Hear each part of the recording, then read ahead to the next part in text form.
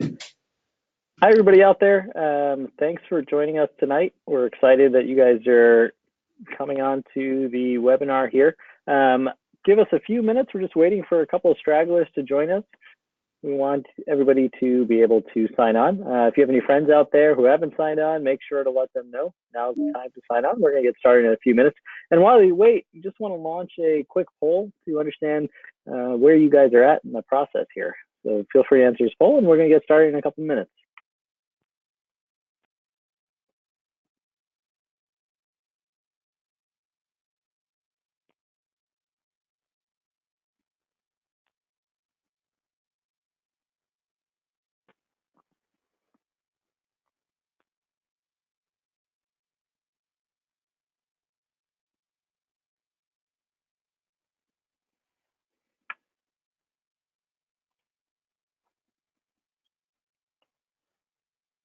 All right, thanks again, everybody, for joining us on our Med School Coach webinar. Again, give us a couple minutes and we're going to get started.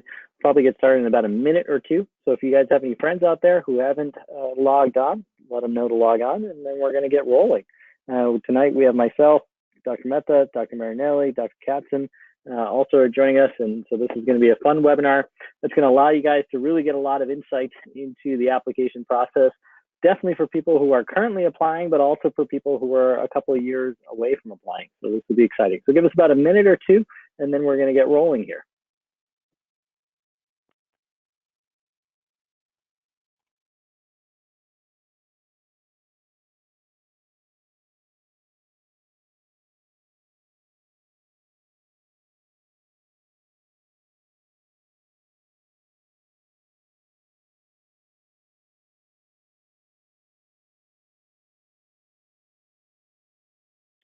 All right, everybody, why don't we get started? We're a little bit past 9.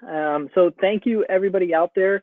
We have already over 200 people joining us on the webinar, and I'm sure we're going to have a few hundred more come on. And so this is a exciting webinar that Med School Coach is holding, and it's titled Getting into Med School, Everything You've Ever Wanted to Know. So obviously, we're going to cover a lot of material here. I just put up that quick poll to see where you guys are, and I'll share the results just so everybody can see them. Actually, we got a great split of people today. We got a bunch of people who are currently applying, but also people who are applying next year and in 2+ years. So that's actually really exciting because I think for everybody out there, we're going to have a lot of great information for you. I wanted to take a moment to introduce myself, Dr. Mehta, as well as Dr. Marinelli and Dr. Katzen. Dr. Marinelli is Med School Coach's Director of Advising. She was a former committee member at UC Irvine, and she's actually going to be taking us through a lot of the presentation. Dr. Marinelli, you want to just say hi? Yeah, hi everyone. Thanks so much for joining us tonight. I look forward to giving you some information on your path to medicine. All right, thanks. And then we also have Dr. Katzen, who's become a real amazing expert at the medical school admissions process. He was a former admissions committee member at GW and an oncologist down in the DC area, and he's one of our master advisors. Students really love working with Dr. Katzen and all the advice he provides. Dr. Katzen, you want to just say a quick hi? Oh, Dr. Katzen, I think you may be muted. Or maybe I muted you. That's my fault. All right, go ahead, Dr. Katzen. Sorry about that. Hi, welcome everyone, and we all look forward to working with you together tonight, and I hope we can answer a lot of your questions. Awesome. So, you know, one thing, guys, that's really exciting about these webinars is that we, at the end of every webinar, hold a sort of open office hours Q&A with myself, Dr. Marinelli, and Dr. Katzen. And so what I want you guys to do throughout the presentation is actually use the question function. And you can ask pretty much any question you have about the med school process, pre-med life, being a doctor, whatever it is, feel free to ask it as you go. What we're going to do at the end is compile all those questions and go through them. And so you have really an opportunity here to pick the brains of 3 sort of experts in the admissions process. And I think you guys will get some great answers although at the end. So again, no matter where you are, feel free to use the question function on the GoToWebinar, and it's going to allow you to really pick our brains at the end. We're going to go through that Q&A session all the way at the end. So I'm going to actually turn it over to Dr. Marinelli in a second here. But before I do that, hopefully you guys can cheat on that one. I wanted to quickly launch a poll here to see if you guys have an idea of what percentage of applicants get into an MD school.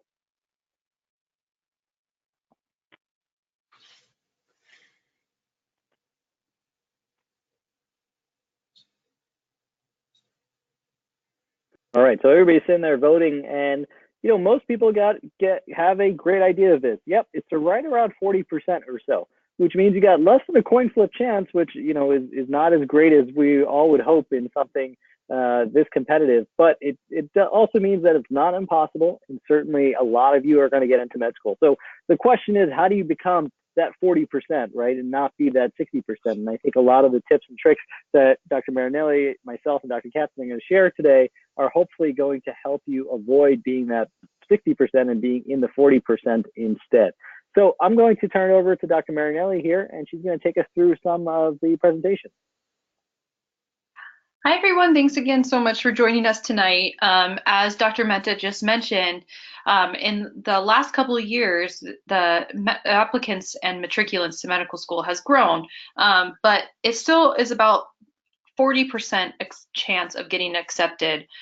So let's talk a little bit about what you can do to help yourself stand out and just maximize your chances as much as possible throughout the application process. So a few things that we're going to talk about tonight are really the personal statement, secondaries, and interviews. And what I want to just mention here briefly is what you can do to set yourself up for success early on is just prepare and plan. Medical school and applying to medical school takes a lot of preparation. You need to prepare your application ahead of time when you're applying, and that means extracurriculars, your courses, your MCAT, but then you also need to prepare the application itself. So that's going to be putting together an awesome application, including the personal statement, submitting it on time or very early in the application cycle, preparing your secondary applications, and then preparing for interviews as well. So this is a general overview of the timeline of the application process. So this goes from the year that you're applying into the following year where you actually get hopefully accepted to medical school. So if you see that we're kind of in the May to June region where this is a time to submit your AMCAS or AO-COMAS application. AO-COMAS is the DO application and AMCAS is the MD application.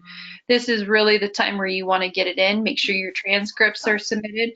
This year, the AMCAS application opened on May 31st for submission. We recommend trying to get that application submitted at least in June, preferably within the first 2 weeks of June. So let's talk a little bit about what you can be doing at this time to maximize your chances. So the application itself is kind of the first chance for admissions committees to look at you and see what you look like on paper, so to speak. So they're going to review all of your statistics, your GPA, your MCAT. They're going to look at your demographical factors like where you were born, where you were raised, financial information, all of those types of things. But probably most important on your AMCAS application is your personal statement. So the personal statement is really your opportunity to tell the admissions committee more about you and make it unique and try to quote unquote sell yourself to them.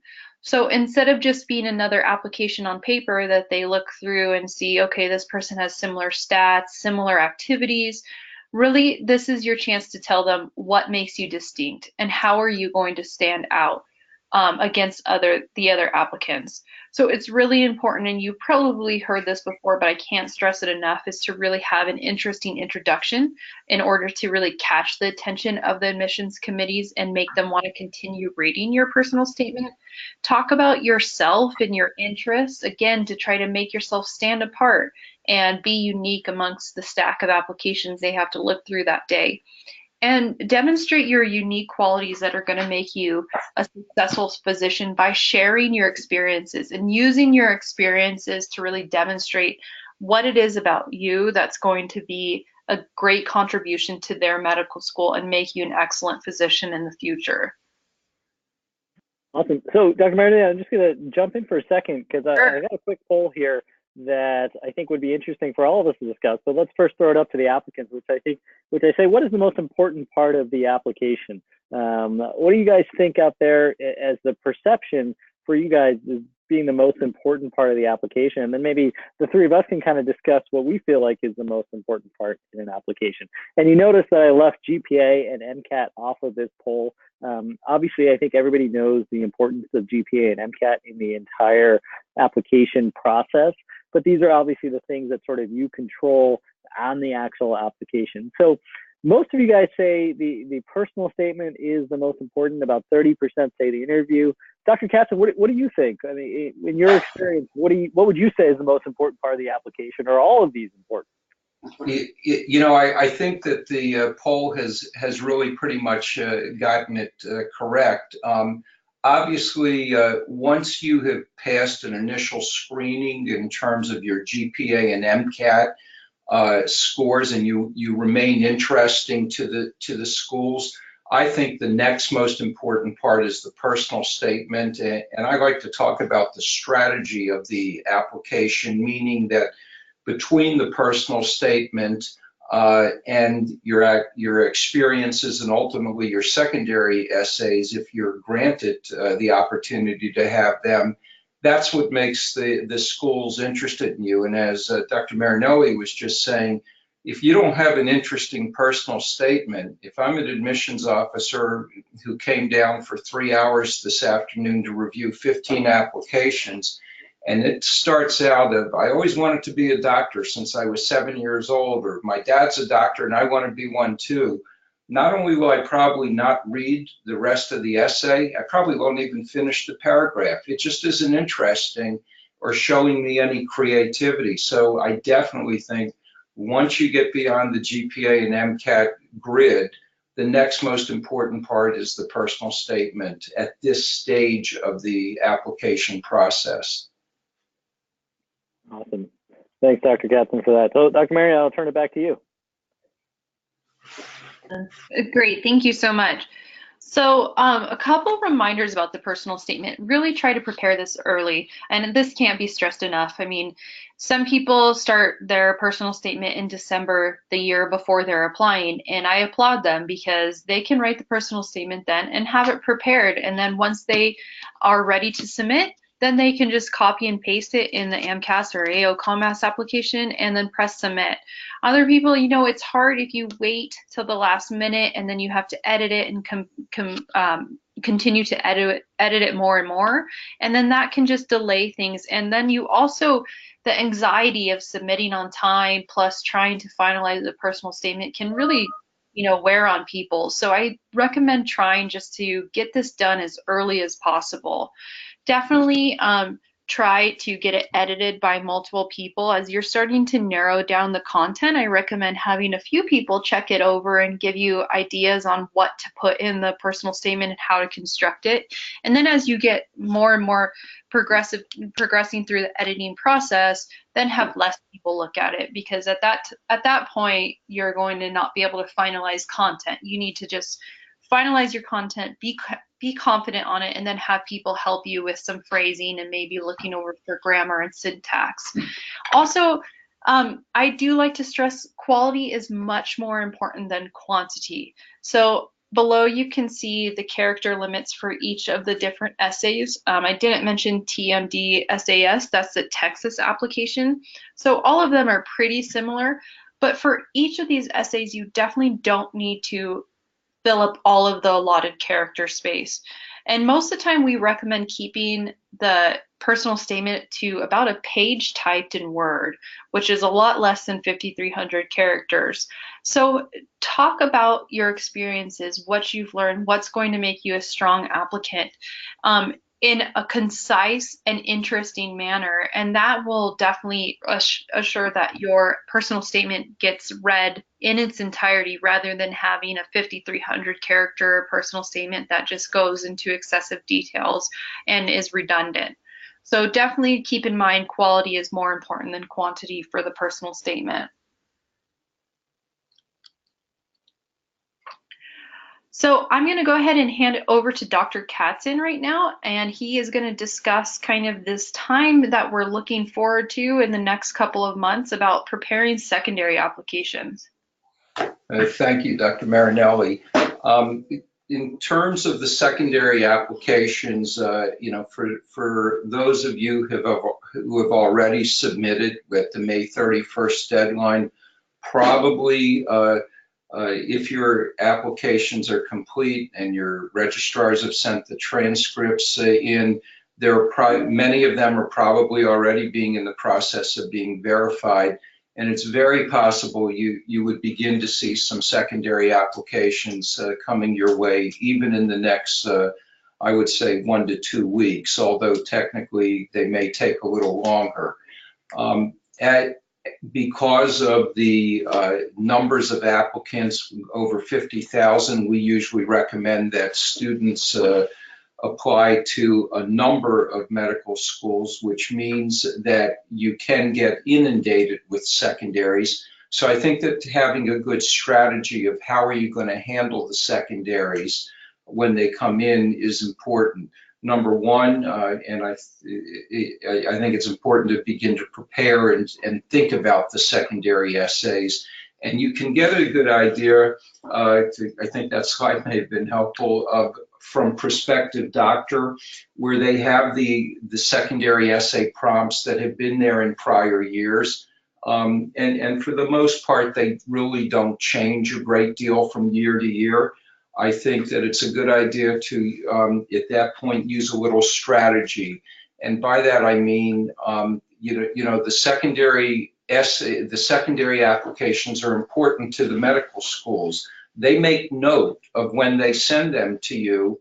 And if you take 2 months to send them back, a medical school admissions committee has the feeling you're probably not that interested in them.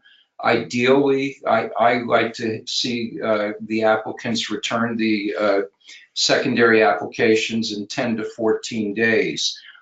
Right now, for those of you that have already submitted, I think that a good strategy to use is to sort of divide the schools you have applied to into 2 major groups.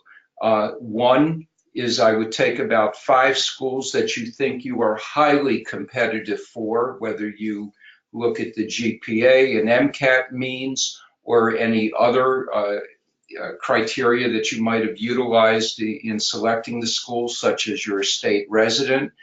And for that group of 5, I would use the ProspectiveDoctor website to get an idea of what those essay prompts are going to look like. And I would begin to work on those first.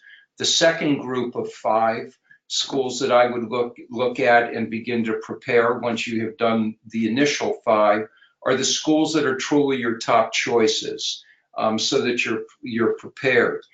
The other point that I'd like to make about the secondaries is, although frequently there will be some repetition of the questions from one secondary to another, many of the schools will ask you, why are you specifically interested in that school? Whether it's Duke or George Washington or Harvard or whichever school. And I think that you need to do homework. You need to look at that school's website so that you're familiar with something about that school that you can specifically mention that you know about it, as opposed to just writing a generic answer of why are you interested in school 1 or school 2 or school 3. If you can indicate to the admissions committee that you actually know something and you've looked into that school, I think that is a more meaningful secondary answer than a generic answer that you could have copied and pasted for any school that you applied for. So in summary, number 1, once you have submitted and completed your either AMCAS or osteopathic or Texas application, I would then select from the schools that you have applied, and I would say 2 groups of 5. One is the schools you're highly competitive for, is your first group, And the second group is the schools that are really your top choices, and begin to look at those prompts and whether you actually write the full essays, because there is a chance that they might change, or you at least have a good concept of how you're going to answer those prompts, and you begin to make notes or drafts. That's how I would handle the secondaries once you have submitted your primary application. I'll turn it back over to Dr. Marinelli. Yeah, thanks so much, Dr. Katzen. I mean, I can't, again, stress preparation for the secondaries and other aspects of your application enough. And the secondaries, I've seen so many applicants just get inundated with like 10 to 20 secondaries that they receive via email in 1 week. And when you're facing it like that, it just seems like you won't be able to get those done and turned around in time. So I really, really encourage people to take advantage of the opportunity in that time period between submitting your primary application and when those secondaries come. It's a great opportunity to get ahead of the curve and really try to submit or try to prepare those secondaries. And we have a slide up currently about how to prepare and modify some of the common questions. So as you start going through secondaries, you're going to notice that a lot of the school's secondary questions will start overlapping. And these are a few of the most common questions that you'll receive. And one of them is, why do you want to come to this school?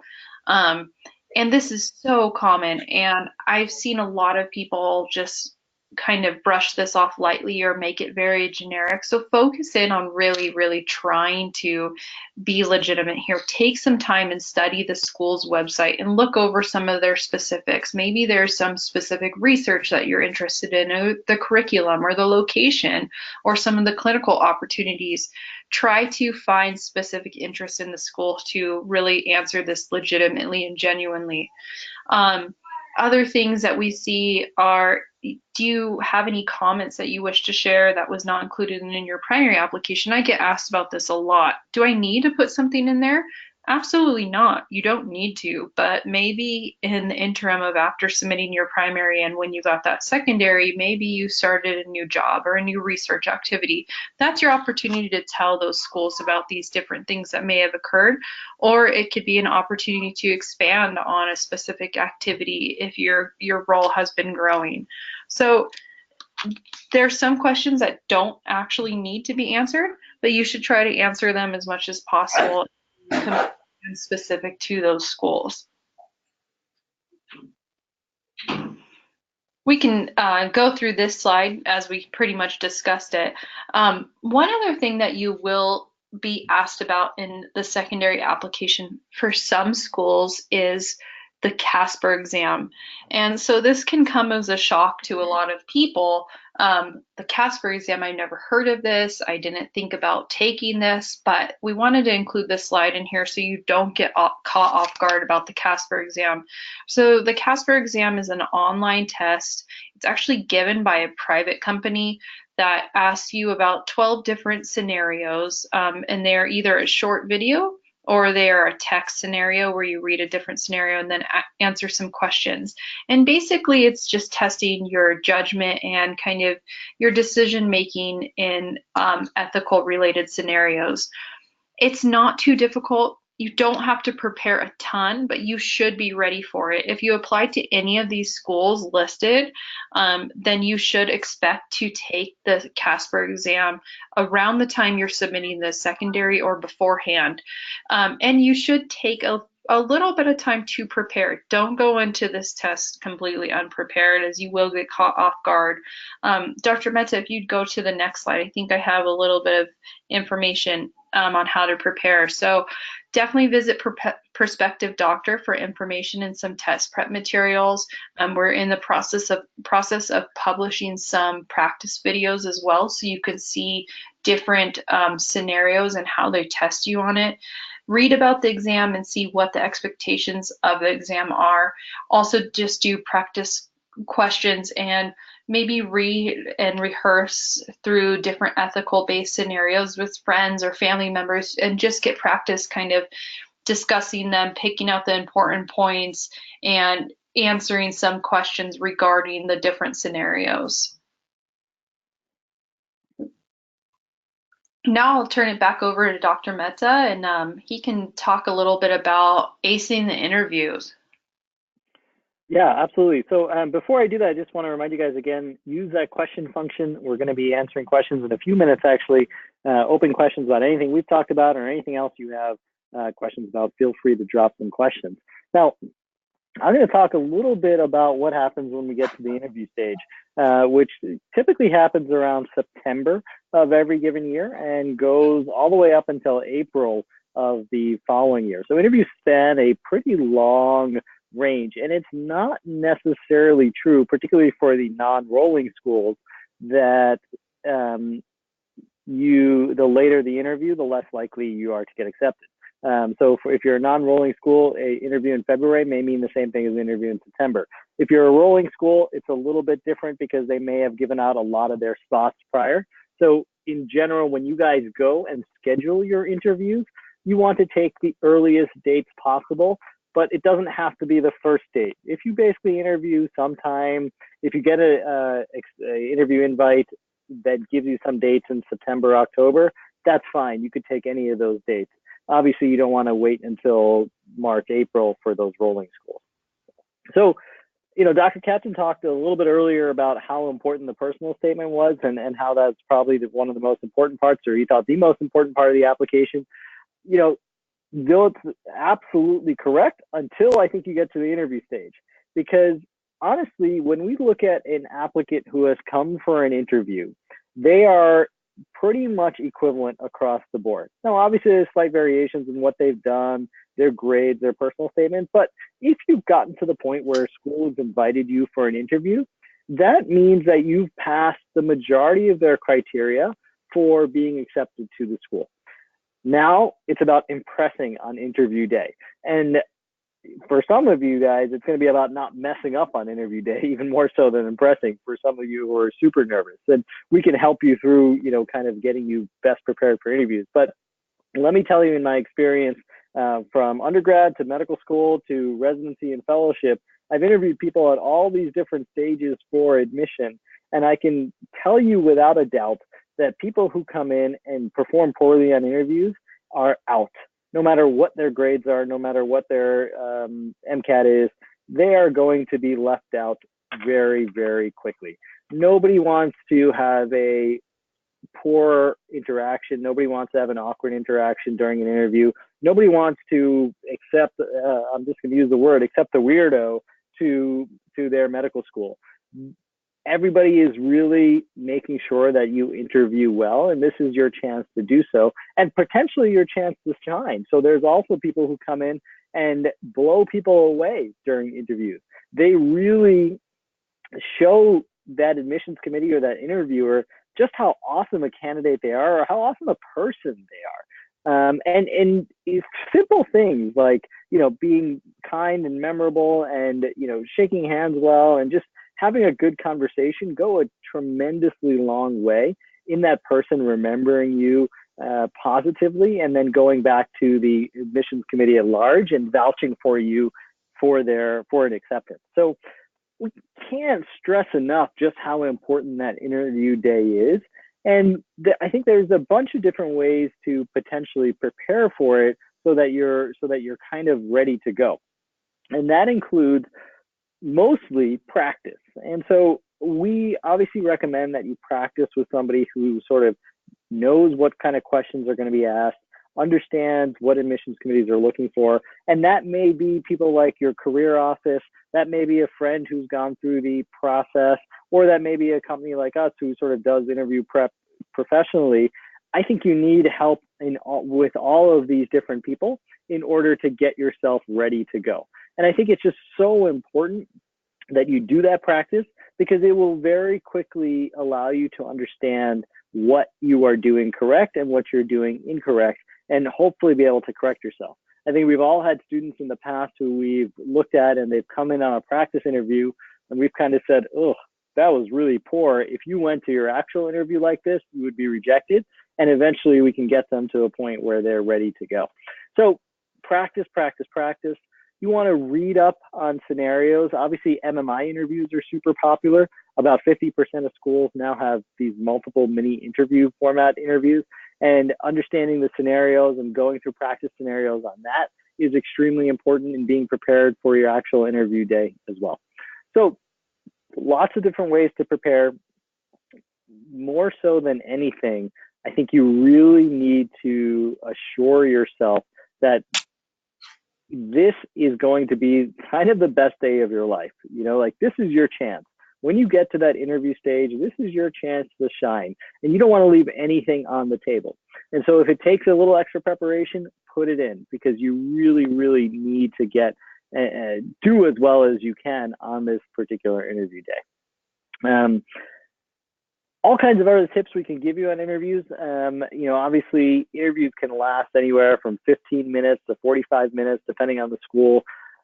There's, I think, lots of things to talk about. So I encourage you guys to ask questions on the interviews, and we'll get to them in the Q&A session. And then also to check out the ProspectiveDoctor website, which has a ton of different articles on how to interview well for med school as well within there. So I can kind of take it and bring it all together. You know, how do we bring it all together, right? So we talked about the personal statement. We've talked about the submission timeline. Dr. Katzen went over in great detail about secondaries. Dr. Marinelli talked about the CASPer exam, and I just talked about interviews. You know, how do you put it all together, and how do you make sure you are going to get accepted? Well, honestly, if you fall apart in any of these different steps, you could not get accepted. They are basically, medical schools are always looking for a reason to reject people. When a school has 15,000 applicants and only has 150 seats to give out, any reason they can take to reject somebody, they will take it. I promise you that. And so, you know, really looking for near perfection on each of these different components. And I really encourage you guys who are applying right now or will be applying to get help that you need, either from your school, either from friends, or from somebody like us who can sort of help you really put together the entire application from start to finish. To talk a little bit about MedSchoolCoach, we've been doing this now for over 10 years. We've helped actually now around 10,000 students get into medical school. All the advisors you work with at MedSchoolCoach are physicians who have been on admissions committees, and that's really huge. Actually, we just were talking about a student who was working with one of the other companies who said, you know, they talked to a doctor for 5 minutes and then everything else was some English editor, and they haven't gotten any real advice, and they actually ended up coming back to us. We hear that all the time. You know, what we really focus in and stress on is making sure that the help you get is from a physician advisor who's been on an admissions committee, who knows everything about the process, and it could really help you shine. After all, think about it. On the other side of things, the people who are reviewing your applications are physicians, end of the day. So that's you know, who you want to really get to review your application and make sure. So I encourage you guys who are in the application process or going to be in the application process to check out MedSchoolCoach.com for a lot more info on sort of what we can offer you guys.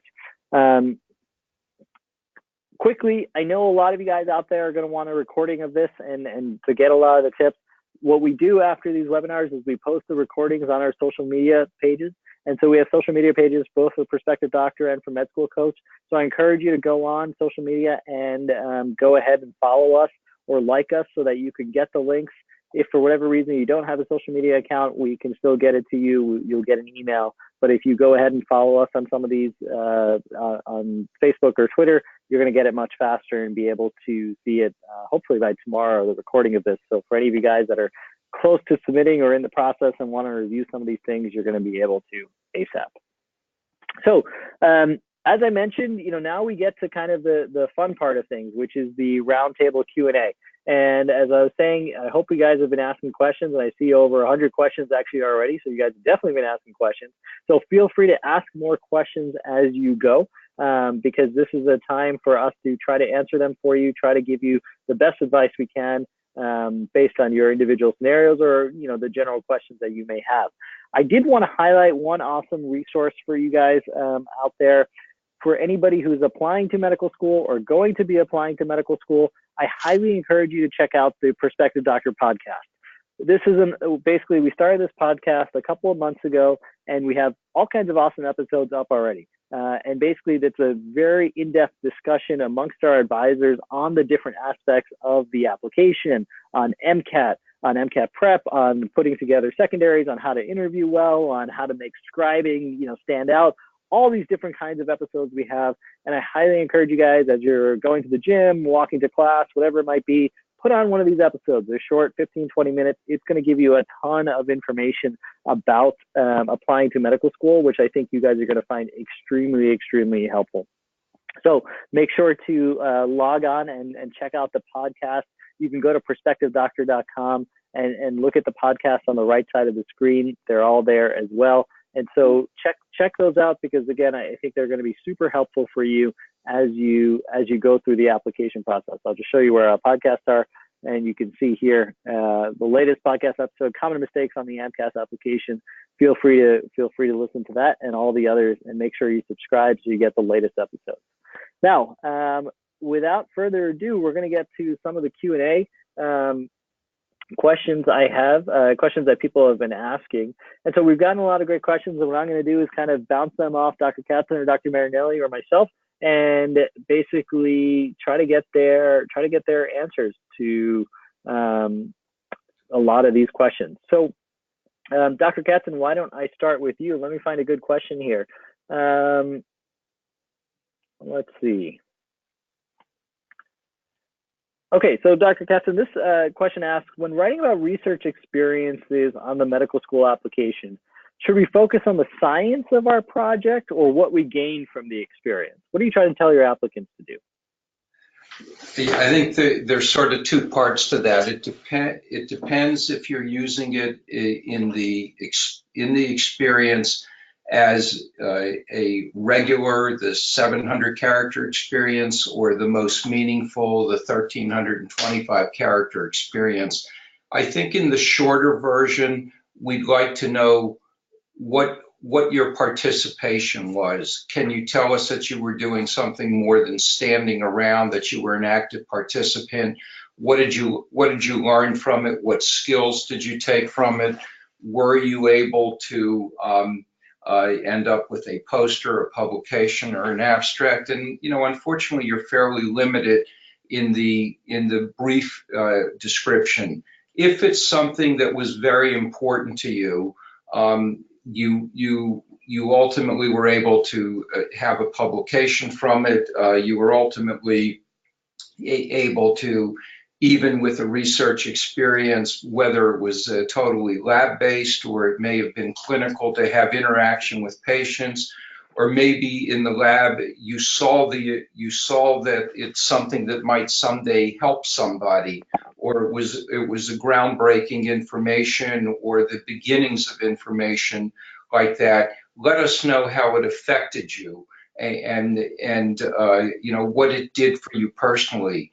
If you went from being the youngest undergraduate to somebody who was given responsibility and maybe even given leadership or the ability to have an independent project, you need to let us know. If it was a fairly brief research experience, I think it's more descriptive of what your responsibilities were, so we know you were there, you gained something from it, as opposed to, is it something that really has affected you or taught you a great deal? And in that case, I would strongly consider it might be one of your most meaningful experiences.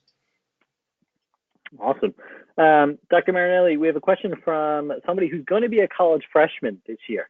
And she's wondering if there's any specific opportunities that she should seek out as a freshman, or let's say anybody early in the application or early in the pre-med process. That's such a great question. And I think as a freshman or early on when you're thinking about applying to medical school, the best thing you can do is start getting involved in some clinical experiences. So start by looking at local hospitals, or if you're going to a university that's connected to a medical center, possibly reach out to them to see if there's any volunteer opportunities and start getting exposed to medicine early on.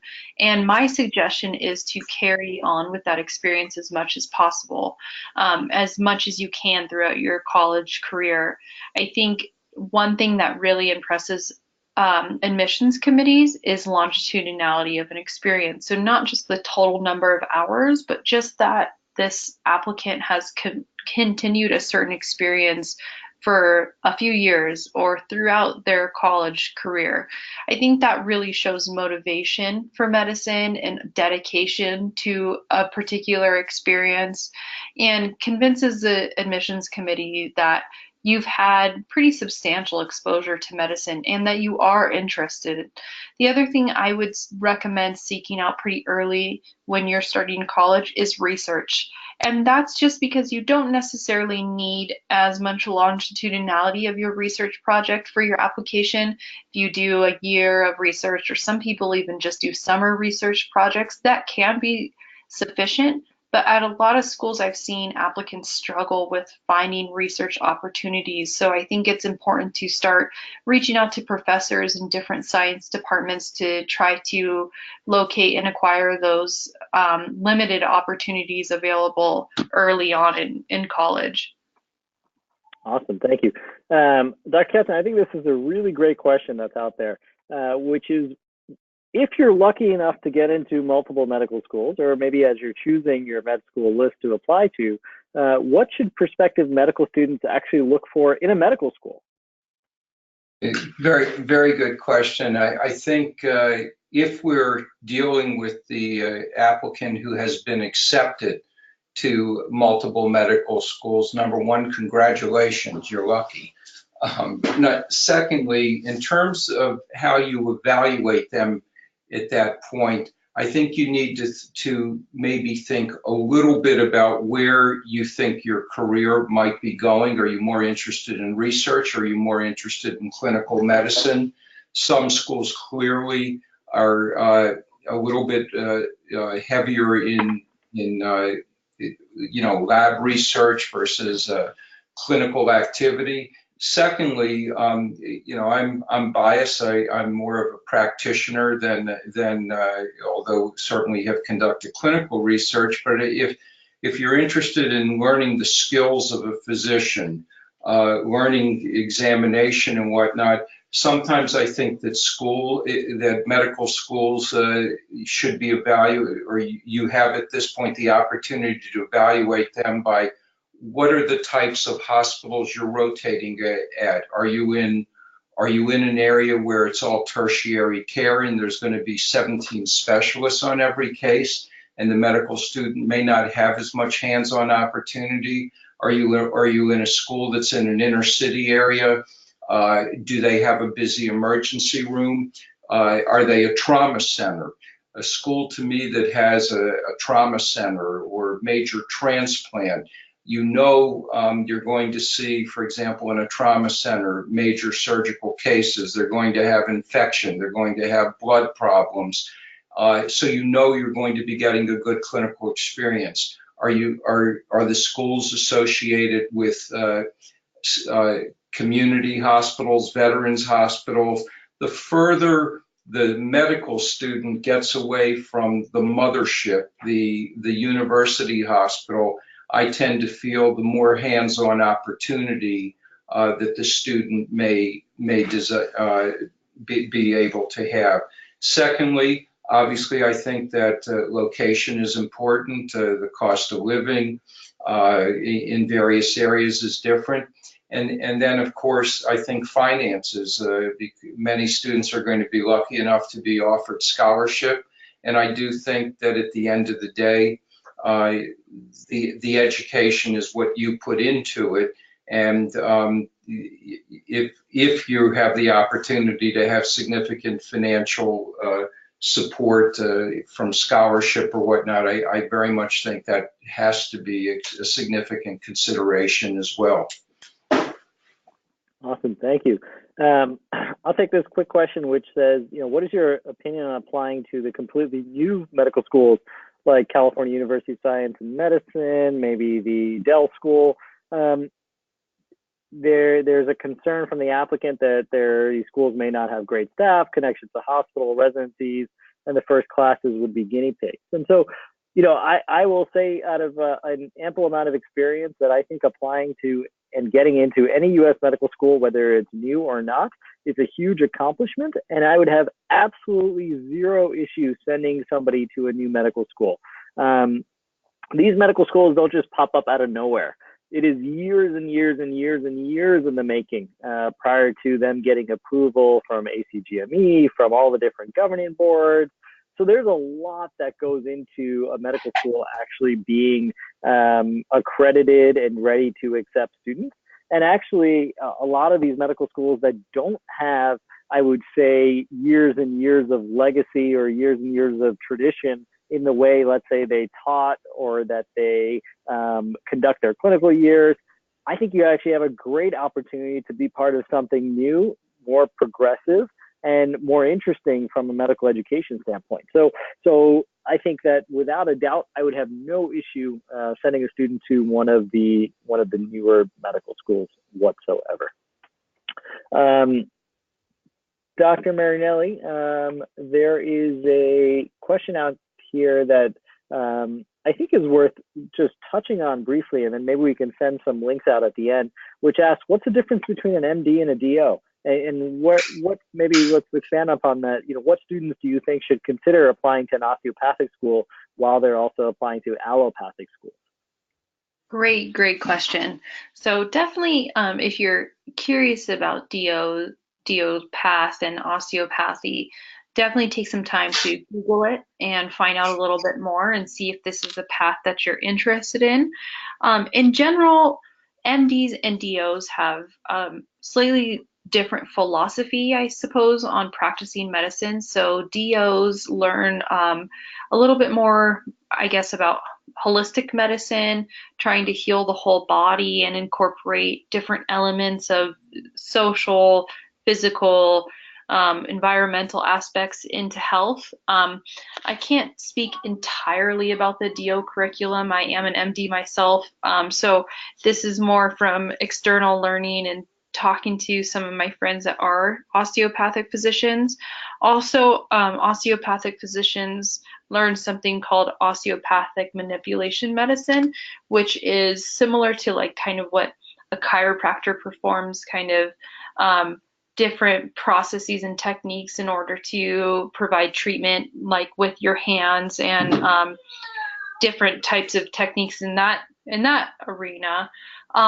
However, so even though you have a slightly different curriculum in medical school, the majority of the curriculum is going to be the same. You're still going to learn about anatomy, physiology, pathophysiology, Western medicine, evidence-based treatments, and all of like the standard types of medical education philosophies and modalities across the board at MD and DO schools. And then following graduation from either medical school, from DO or MD schools, you will start practicing alongside MD and DOs all together. In 2020, all the residency programs will be combined. So your training will be pretty much identical to that of MD and DOs. At least that's what they're anticipating. And then finally, when you're an attending physician, I think Dr. Katzen and Dr. Mehta can attest to this. Most of the time you are going to be practicing alongside MDs and DOs just as normal. They're just another colleague. You don't even know what two letters come after their name. They're pretty much the exact same when you are actually practicing. A DO may use some OMM, the osteopathic manipulative medicine, in their practice, and some may not. But once it comes down to finally when you're in your attending time and you are practicing, it is the same type of practice.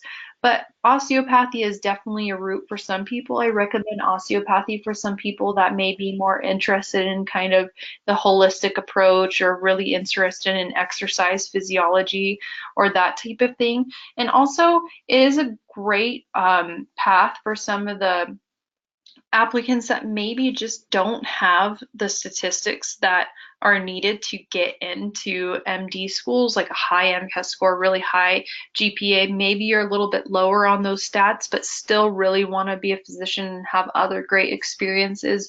Osteopathy is definitely a great route to think about and research further and potentially pursue. Awesome, thank you. And I'll echo a few things Dr. Marinelli said, which is that at the end of the day, most DOs are practicing exactly the same as MDs and alongside them without any difference whatsoever in their daily clinical work. And that goes for no difference in the patients they're treating and no difference in the types of medication they're using, the surgeries they can perform. Everybody is 100% fully licensed in the exact same way to do the exact same procedures, to build the same. So for a lot of people, osteopathic medicine and the DO route is a very, very good route to take. In fact, I would say that of my applicants, I typically recommend applying to MD and DO schools probably to around 50% of them, if not more than that, because it's just at the end of the day, if you want to be a doctor, you're a doctor as a DO, period, plain and simple. That's the end of the day. Are there some differences? Yes, there are some differences. Are there some potential small limitations? Yes, but I always give the example of the head of cardiology at MGH being one of the biggest hospitals in the country, one of the best known hospitals in the country, is an osteopathic physician. So if you can become the head of cardiology at a Harvard's main hospital, you, as an osteopathic physician, you can do whatever you want at the end of the day. So lots of great opportunities for DOs for sure. Dr. Katzen, there's a, yes, Dr. Can I just add something to that discussion as well? Of course. The other point that I would make in addition to what Drs. Marinelli and Mehta have said is that if a applicant, a student, does go to osteopathic school, one of the things that I recommend is that they take the standard USMLE certifying exams along the way, because I think that makes them a more attractive potential applicant for internships and residencies. They're essentially studying the same material. The osteopaths have a different, at the moment anyway, certifying exam, the COMLEX exam, and since the material is essentially the same, why not take and obviously try to do well on the USMLE exam, because ultimately that's a significant part of how internships and residencies applicants are chosen for internships and residencies. Absolutely. Dr. Katzen, there's a few great questions out here from some non-traditional applicants. So some applicants who are either a little bit older or an applicant who's a career switcher. Any general advice for these applicants who are maybe career switchers or non-traditionals in terms of how to best position themselves on, let's say, a personal statement? I think for particularly the non-traditional applicant, one of the thoughts that we talk about a lot in the preparation of a personal statement is you have to, whether you subliminally indicated or directly stated, you have to show us what is your passion, what is it that is driving you to become a physician. Maybe a non-traditional path might have been a social worker or a nurse, for example, who realize that they want to care for patients and have a different level of responsibility. Maybe it was an engineer or a research scientist. And again, I think that a non-traditional applicant very frequently can be a very interesting applicant, as long as they can show us what it is that has happened along their path that has suddenly made them, as a physician, want to care for patients or want to be involved with people in a different way than they have been involved up till this point in their careers. Awesome. Lots of questions out there I see about BSMD and BAMD. So for those of you guys who are looking and potentially applying to direct medical school at a high school, that's a really great option. We didn't really cover too much of that on this webinar, but I'd encourage you guys who are interested in BAMD or BSMD or direct med programs or 7-year programs or accelerated programs, all of which mean essentially the same thing, to check out our website at MedSchoolCoach and click the BSMD section, and we can definitely talk to you a little bit more about that. So I wanted to let those guys who are interested in those direct med programs from high school know that we definitely offer a lot of help on that, and you can check us out online.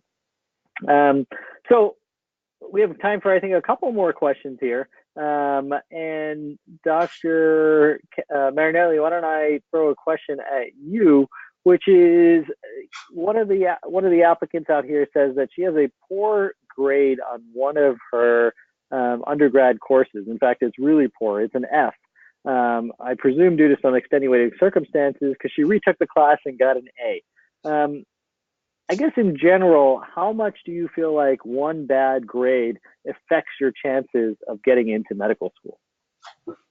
Yeah, so I don't think that one bad grade will really significantly impact your chances to getting into medical school.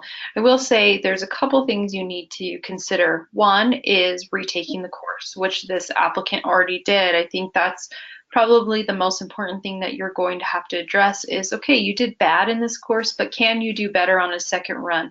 Can you mitigate those circumstances that were previously there and show admissions committees that you do have the academic potential to do well? So I think it's very important to retake a course that you perform poorly in, especially some of the prerequisite courses. If you've gotten a C or below in any of the prerequisite courses, most oftentimes I recommend that you retake those courses. The other thing to consider is that an F or a grade lower than a C is going to significantly impact your GPA.